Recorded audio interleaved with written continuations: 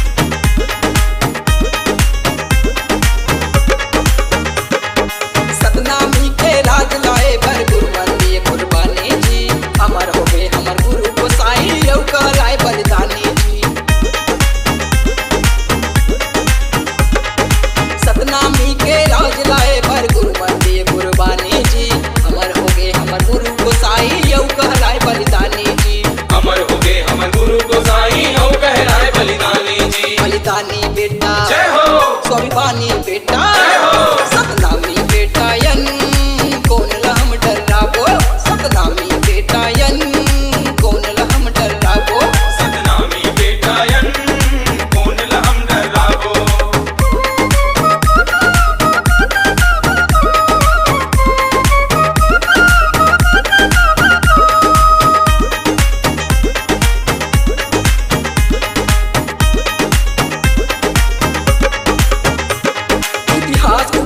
सतनामी के गुरु मंदिर कुर्बानी जी, अमर बाबा गुरु बालक दास के अड़बड़ कहानी जी। इतिहास उठावो सतनामी के गुरु मंदिर कुर्बानी जी, अमर बाबा गुरु बालक दास के अड़बड़ कहानी जी। अमर बाबा गुरु बालक दास के अड़बड़ कहानी जी। बड़ ज्ञानी बेटा जय हो, स्वाभिमानी बेटा